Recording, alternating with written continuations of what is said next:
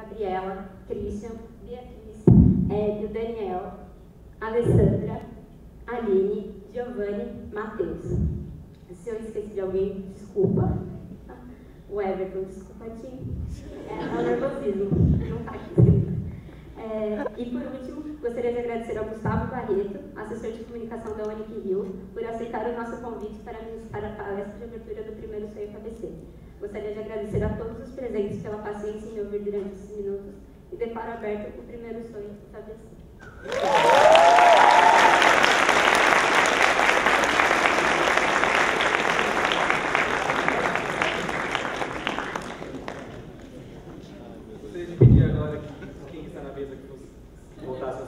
Para criar essa oportunidade na palestra de abertura.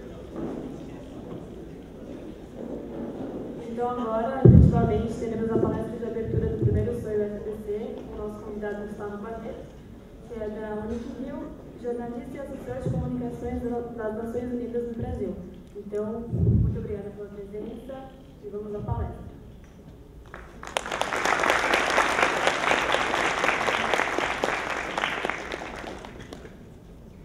Boa noite. Bom, sejam bem-vindas e bem-vindos,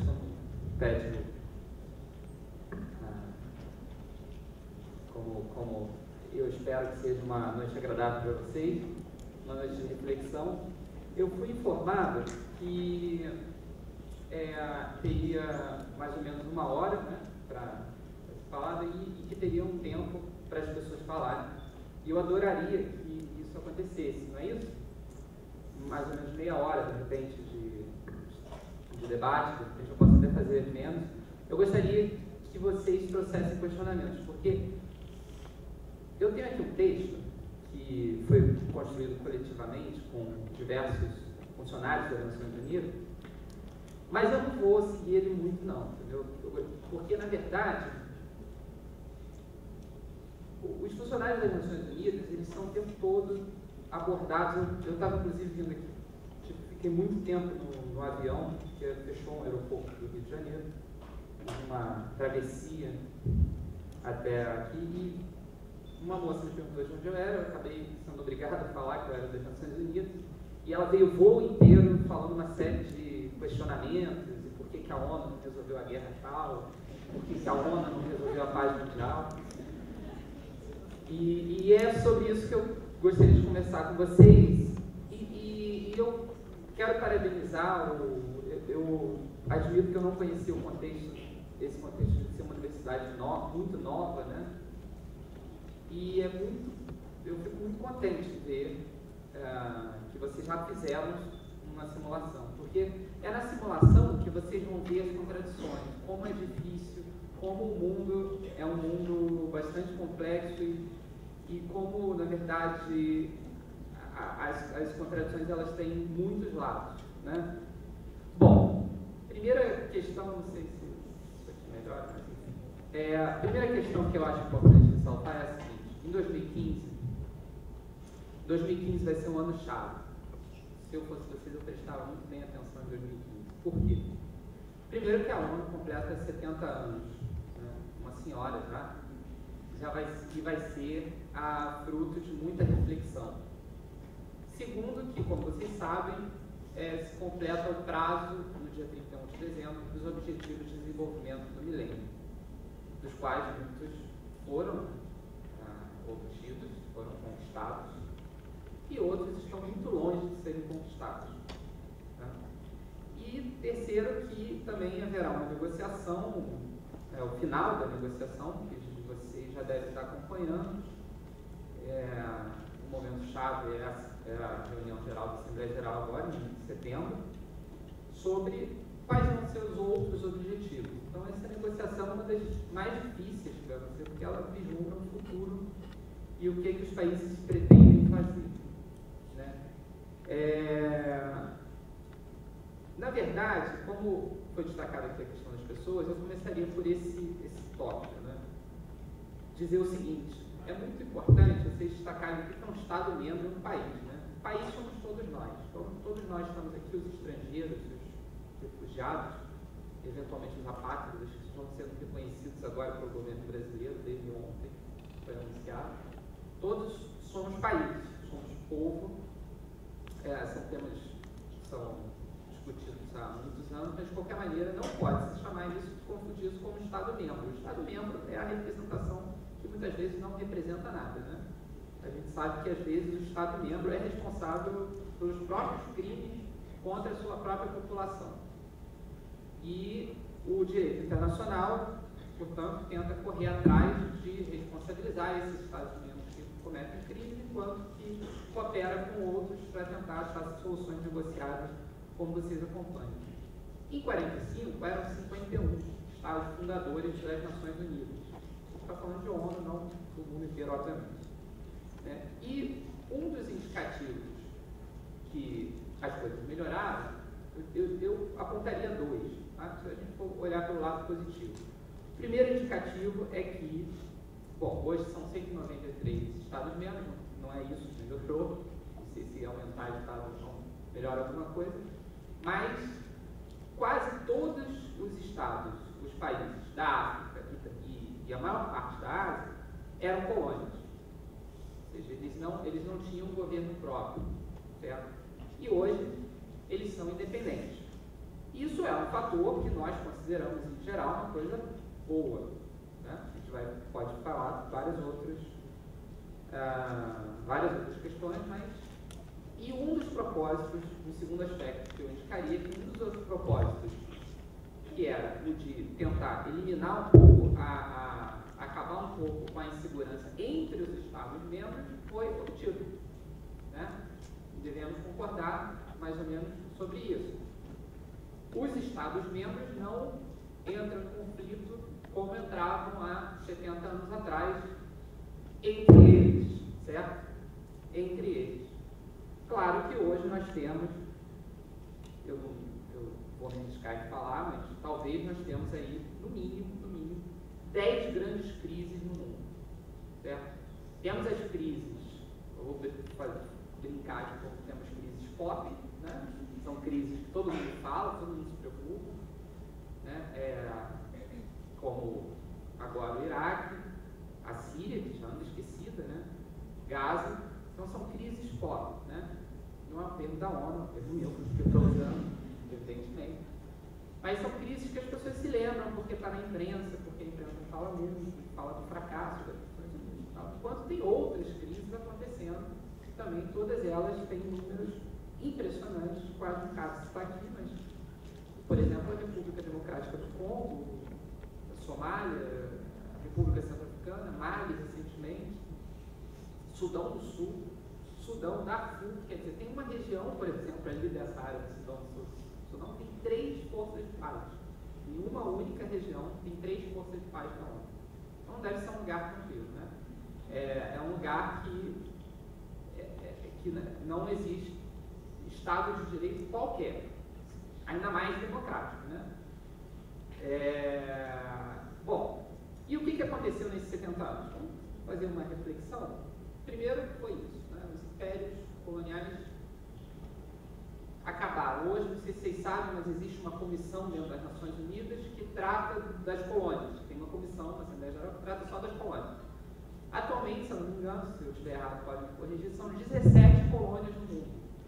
17 países, eles não têm governo próprio. A maioria pertence à França, aos Estados Unidos, Inglaterra, né? E tem a questão da Palestina, que vocês sabem que é a mais complexa, que não está nessa questão. As guerras e os conflitos diminuíram em termos de números, né? Número de pessoas vitimadas pelas guerras. Eu não tenho certeza sobre isso hoje. Talvez há 2 anos atrás a gente poderia dizer isso, 4 anos atrás a gente poderia dizer isso. Teria que rever isso que eu estou falando, mas eu acho que sim, acho que em termos numéricos, em termos proporcionais, diminuiu um pouquinho. A miséria global diminuiu. Isso não é qualquer coisa que se deve ignorar. A mortalidade infantil, por exemplo, diminuiu. Né? Então são dados que a gente vai apontando, que são dados importantes, são dados inclusive frutos de batalhas políticas. Né? Eu gosto muito de, se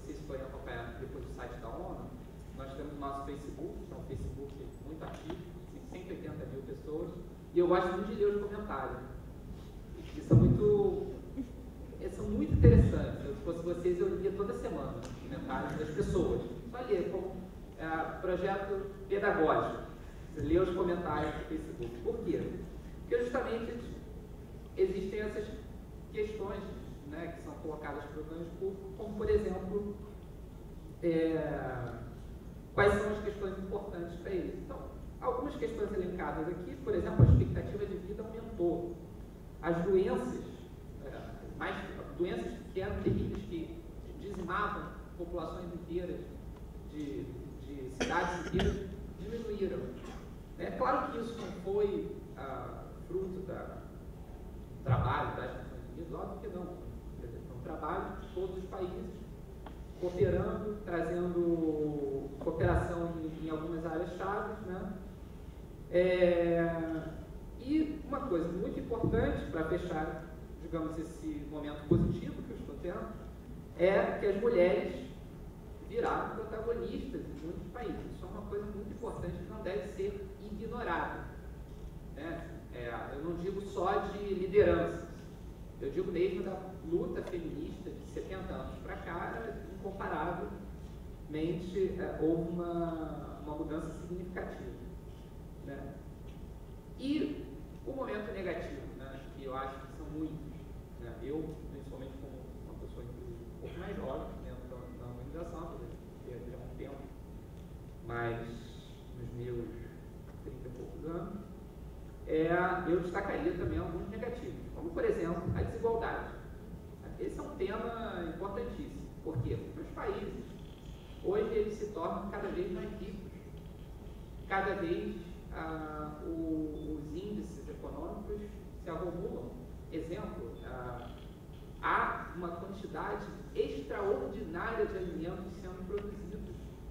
A tecnologia fez isso avançar de uma forma incrível também. A tecnologia fez o seu papel. E, no entanto, existem 840 milhões de pessoas que não sabem se vão comer no dia seguinte. Quer dizer, isso não eu poderia classificar isso como uma situação escandalosa, né? Porque justamente existem recursos para se acabar com a fome, existem os meios, existe a cooperação, que inclusive o Brasil faz muito bem, mas não existe aparentemente vontade política. E é por isso que a ONU insta, principalmente por meio de uma agência que hoje é liderada por um brasileiro, insta os Estados-membros a fazer mais, a colocar metas específicas. Não é só pedir, né? A ONU não vive só de pedir, o secretário-geral pede, a Vipilai pede, não sei quem pede. Não, coloca uma meta, né? E parabeniza os países que cumprem as metas. Muitos países cumprem as metas, são metas colocadas em gradações. No entanto, muitos não cumprem essa meta. Outra situação inaceitável é a quantidade de pessoas vivendo na miséria. Né? Existe aí uma discussão, principalmente no Brasil, vocês acompanham, né, sobre o que é miséria, mas não há dúvida quando você chega num lugar o que é miséria ou não. Certo? Por exemplo, o Brasil tem uma situação de direitos humanos complexa. Um brasileiro pode ser considerado fora dessa linha da miséria por ter uma televisão, né, um fogão, uma geladeira, ter um teto, normalmente, que pode ser aluguel, né, mas, segundo uma relatora das Nações Unidas que teve aqui em dezembro, mais de 50% da população brasileira não tem acesso à água encanada e saneamento básico. 50% da população brasileira. Quer dizer, é uma situação inaceitável, que é uma das metas, apesar do Brasil ter cumprido várias metas, uma das metas do Brasil. Aparentemente não vai cumprir dos Objetivos de Desenvolvimento do Milênio. E uma última questão que eu chamaria a atenção é o fato de os países, os Estados-membros, não terem acabado com problemas ou não terem avançado significativamente com problemas importantes na área de saúde, como a AIDS, a cólera, a malária, né? E agora a gente vê um surto de ebola, né? Quer dizer, a gente precisa sempre refletir sobre isso. A questão dos direitos humanos não é uma questão menor, né? Por que existe um surto de ebola na Guiné, na Libéria e Guiné, Libéria e qual é o terceiro país? Serra Leoa. E um caso na Nigéria.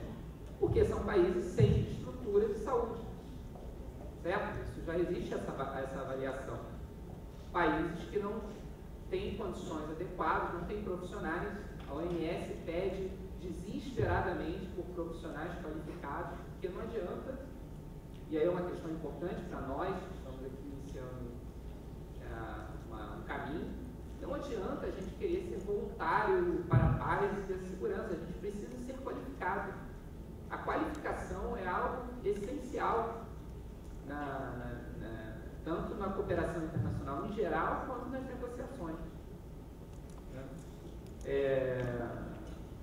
Em dezenas de países ainda, um fato lastimável, existe discriminação que nós, aqui talvez no nosso meio, consideramos coisa do passado. Né?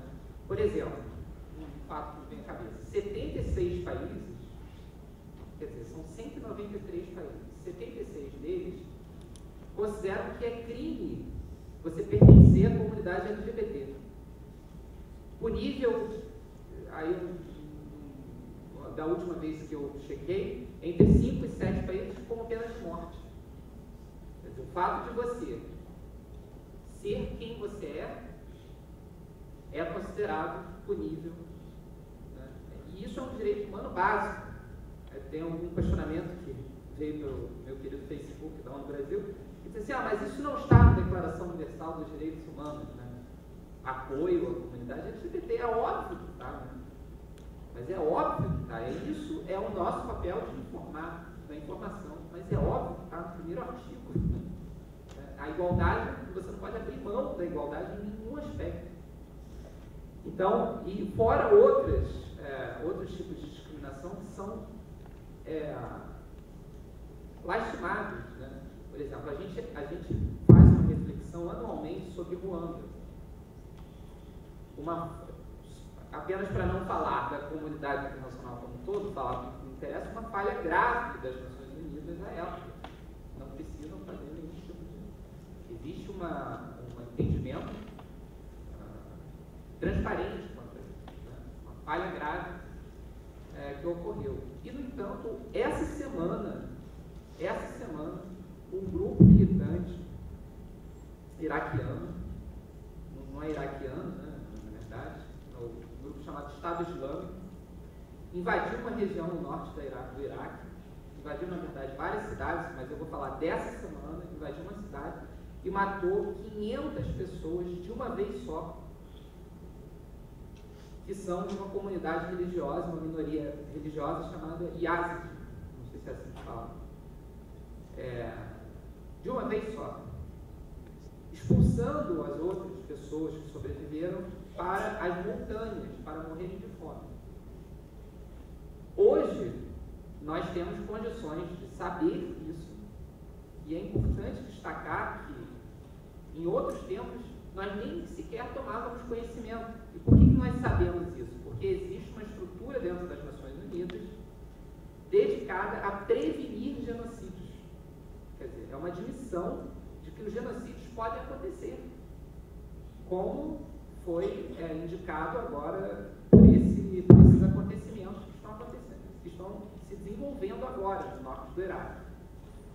Né? Bom, e para também não me alongar muito, nós podemos então fazer esse exercício de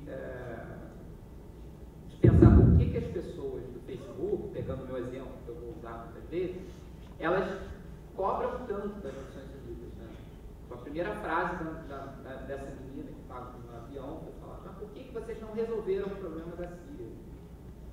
Porque, de fato, que nós precisamos entender é que os valores das Nações Unidas, eles são valores muito, digamos, muito facilmente identificáveis na alma de qualquer pessoa. Quando eu ler aqui alguns, a Carta da ONU, que é de 45, preservar as gerações vindouras do flagelo da guerra, reafirmar a fé, né? É engraçado, né? Usa essa palavra, a fé nos direitos humanos fundamentais, promover o progresso social e melhorar as condições de vida com maior liberdade. É óbvio que essas responsabilidades são de todos. E aí cabe aqui uma reflexão para a questão da negociação. Vocês vão agora nesse evento tomar parte. A gente, na própria organização, a gente tem duas designações para a organização, né? ONU e Nações Unidas. Ao meu ver, é interessante esse uso duplo. Por quê? Porque a ONU, sendo a sigla, né, a Organização das Nações Unidas, na verdade, representa, para mim, na minha cabeça, os funcionários. Por exemplo, no secretariado das Nações Unidas, cuja sede é Nova York, e com sede em Genebra, Nairobi e parte de Viena, nós temos 44 mil funcionários. Essa é a cara das Nações Unidas. Eu sou um dos funcionários, o Giancarlo Suma, diretor do NIC, é o outro. Nós somos a cara da ONU. Nós somos funcionários que, na maior parte do nosso tempo, promove a Carta da ONU de acordo com os projetos que os países incentivam. Certo? É importante isso ficar claro. E é claro que quando os países entram em contradição com a Carta, a ONU chama a atenção para isso e usa os poucos recursos que tem internacionais. Né? Por que eu digo poucos? Porque, na verdade, o sistema de direitos humanos internacional, ele é fundamentado no sistema nacional. Né? Porque a questão da soberania é uma questão, isso vocês já sabem, eu não preciso ficar falando aqui. De qualquer maneira, para mim, o ONU é isso. E o que são as Nações Unidas? As responsabilidades dos Estados-membros. São eles que negociam. Né? São eles que levam à frente ou não, ou vetam indefinidamente uma solução para a paz. Né? É óbvio que nós temos uma estrutura que é pós-Segunda Guerra Mundial, que foi pensada em 45 antes, né? E que precisa ser, de fato, reformada. Ninguém tem dúvida sobre isso. Mas existe um sistema, não é como se ele não existisse, certo? E essa reflexão eu faço porque, justamente, peguem o caso do Tratado Global de Armas, que foi um pouco incentivado por causa da questão síria, né? Do conflito na Síria. Existia um tratado de armas, não de armas químicas, armas químicas já existem há muito tempo, como vocês sabem, né? O Tratado Global de Armas, que impedia, entre outras muitas coisas, que as armas fossem comercializadas por países que estão cometendo crimes contra o próprio povo, entre outras resoluções. Esse tratado estava parado há muito tempo. E não... Por quê? Porque existiam 4 países, eu não vou saber de cabeça, me lembro de Coreia do Norte, Síria, Irã, mais 1 ou 2, que vetavam, porque os tratados, como vocês também sabem, é por consenso. Então, o que o negociador, me corrija se eu estiver errado, acho que foi o embaixador australiano, não sei ao certo, o que ele fez? Esse tratado foi aprovado. O que ele fez? Ele retirou do âmbito da negociação por consenso e fez uma resolução na Assembleia Geral da ONU, que não é por consenso. Então, levou o documento, botou para votação, a votação foi igual, né? Foram 189 países que aprovaram, 4 países disseram não, só que na Assembleia Geral o sistema é diferente. O documento foi aberto para consulta, teve um depositário e foi aberto para assinatura e posterior ratificação. Quem quiser assina e ratifica. Certo? E aí, assim existe então hoje um tratado que não foi por meio do método do consenso. Achou-se uma solução. Né? Agora, isso deixa claro que essa divisão que existe no mundo e muitas das nossas formas de trabalho, elas estão impedindo e minando a paz sistematicamente pela ação de Estados-membros, pelo isolamento de alguns Estados-membros, pela formação de blocos que minam o próprio mandato da Carta da ONU. Isso é do âmbito da negociação. O que as Nações Unidas fazem? Em muitos, vocês sabem disso, em muitas das conferências, dos tratados, a ONU é uma observadora. Ela garante a estrutura, ela garante que todos os países se reúnam anualmente na Assembleia Geral, ou numa conferência, ou como foi a Rio+20. Né? Só que, por exemplo, vamos pegar o caso da Rio+20, que foi lá no Rio, qual eu participei diretamente. Na Rio+20, o mundo está representado de forma bem realista, ou na Assembleia Geral. Quer dizer, enquanto alguns países têm um andar inteiro de negociadores, com estrutura, com tudo,